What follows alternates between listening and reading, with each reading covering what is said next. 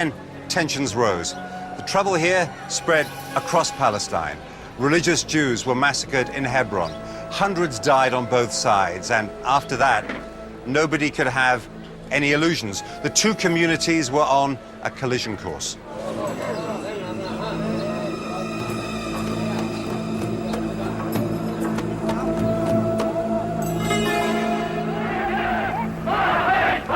Events in Europe brought the collision closer. After 1933, Hitler turned the power of the German state against the Jews.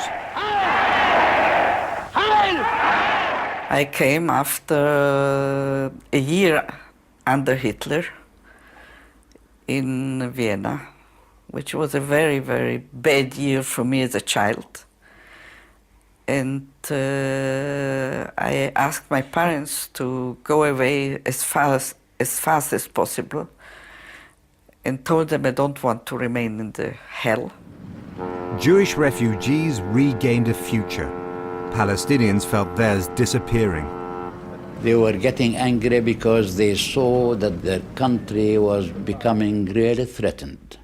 The Jewish immigration was threatening to overwhelm them in their country.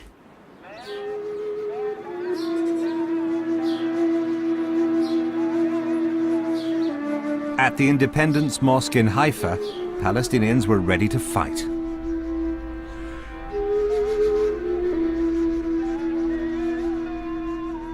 One of the most popular preachers here was a man called Izzeddin al-Qassam.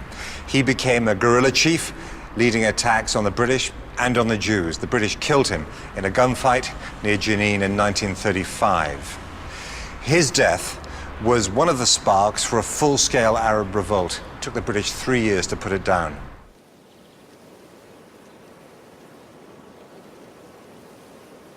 This is Qassam's grave.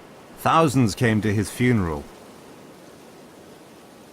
These days, the armed wing of Hamas responsible for many suicide attacks is named after him, and so the rockets that Palestinians fire out of Gaza. The British crushed the uprising so ruthlessly that Arab society in Palestine fractured.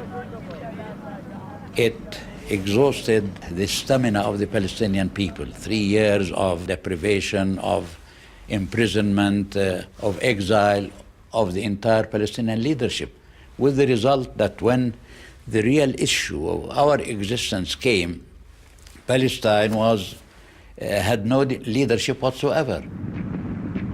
Attacks on Jews also increased their determination to fight.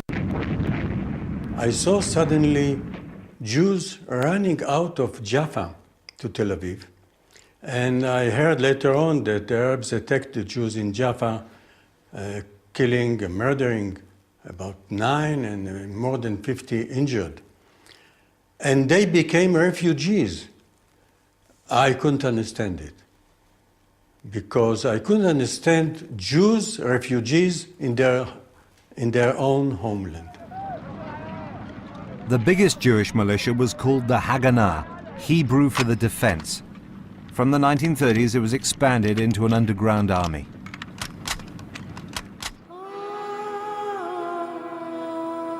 It was directed from this building in Jerusalem, the headquarters of the Jewish Agency. Its leader and later Israel's first prime minister was David Ben-Gurion. The Haganah was one of a number of building blocks of a state which the Jewish Agency established as it worked tirelessly to make itself into a government in waiting.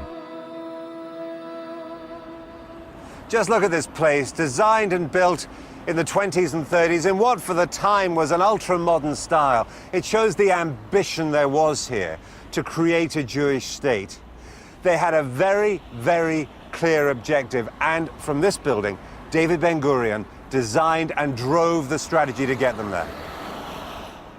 The Palestinian Arabs never had anything like the Jewish Agency, and they never had a leader like Ben-Gurion. A man that from the morning to the evening thought about the Jewish people and the state, nothing private.